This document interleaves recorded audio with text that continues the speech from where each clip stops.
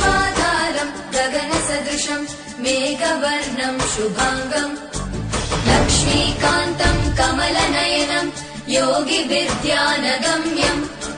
वन्दे विष्णुम् भवभयहरम् सर्वलोकैकनाथम् शान्ताकारम् भुजगशयनम् पद्मनाभम् सुरेशम् विश्वाधारम् गगनसदृशम् मेघवर्णम् शुभाङ्गम् लक्ष्मीकान्तम् कमलनयनम् योगिविद्यानगम्यम्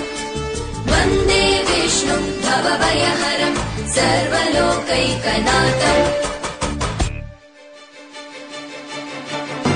त्रैलोक्यपूजितः श्रीमान् सदा विजय वर्धन